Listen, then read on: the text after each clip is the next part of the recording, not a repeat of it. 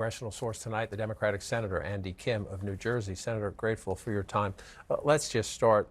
The White House says the United States has achieved all its military objectives, and now it's time to negotiate a peace or a détente or whatever. Do you accept that? No, this has been an absolute strategic failure. I mean, as someone who's worked at the White House National Security Council, worked in these issues for my career, I've never seen anything more of a debacle in this way right from the outset. And we see the president is flailing right now. He jumped on board to be able to have a ceasefire based off of, these 10 points from Iran that would basically amount to, unconditional surrender from the United States on nuclear, on removing our troops from the region. I mean, I think this is something that the American people see very clearly as a failure. I know you don't want to be here at this point where we are right now, but the vice president, assuming nothing goes wrong in the next couple of days, is going to sit down for negotiations this weekend. Take off your Democrat hat for a second, put on your diplomat hat for a second, from all your years of experience at that. What would you like to, what piece of paper coming out of it, and I assume a piece of paper which we haven't seen about this current deal right now, what piece of paper would you look at and say, okay, they negotiated the right deal? What would that have to say?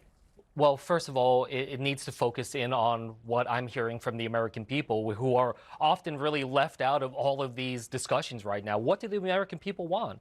I just came back down from New Jersey. I spent the last couple of days talking to them. They want something that's going to lower their costs, provide some security. They want this administration to actually focus in on them, and that's what's really missing. So, what I hope that we see going forward is something that's going to have assurances that the American people can see some relief down the road, that we're not going to have our service members in harm's way. But what we're seeing right now is the president talking about some joint venture with the Iranians to have control over the Strait of Hormuz. Like, nobody in America thinks that that's a good idea.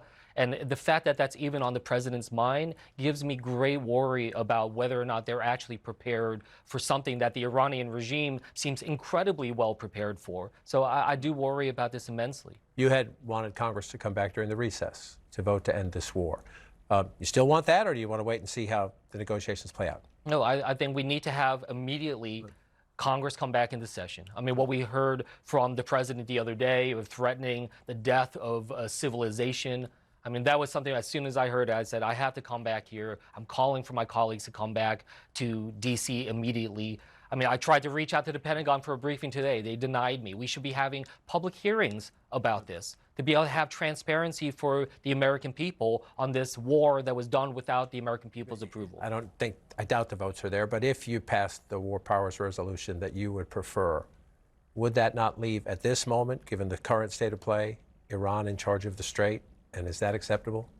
What we need right now is an actual strategy here, a multilateral effort that the president has been unwilling to do. I mean, we see how insulting he has been to NATO, to our allies and our partners. What is happening here is not good for the American people. What we saw in that 10-point plan from the Iranians, if the president is calling that workable, I saw nothing in there that is workable, and I worry that this president's going to try to get a deal that's going to be worse than what we started with even before. But Iran today, and we'll see how the next 24 to 48 hours play out, but Iran today says it is in charge of the Strait, and any ship passing through has to pay essentially the Revolutionary Guard, the Republican Guard. It's a toll, a fee.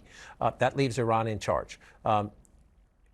Under any circumstances, can that stay, or should now, I know you don't want to be in this situation, but should the United States, regardless of its president or what you think of him, keep a military leverage now to make sure that's not the end, Iran in charge of the Strait? Look, I certainly, as someone who worked in diplomacy before, want to see that option open in terms of diplomacy. I'm not worried about the idea of talks, but I'm worried about this administration actually going into those talks with the American people in mind, rather than just trying to save face. The president knows that this is arguably the worst decision. I mean, this is really the end of his presidency if he's not able to pull this out. And so they are flailing, and I worry that they're going to do something that tries to save face for them, but that's going to sell the American people short. You say the end of his presidency. We do see political damage, and this is another complication for Republicans heading into what was already a problematic midterm cycle. But there are others, more than 70 Democrats in the House and Senate, who say the president should be removed using the 25th Amendment. Now, his cabinet would have to start that. That's the way it works, and they're not going to do that. But do you support that? Do you think the president should be removed? Do you see him as unfit for duty? I see this president, President Trump, unfit to be commander-in-chief. He has lost the trust and faith of the American people. And honestly, everyone can see that. Everyone can see that. But he's that's your view. Do you think Congress should go on the record to state that, or is that just your view that you hope voters accept in November?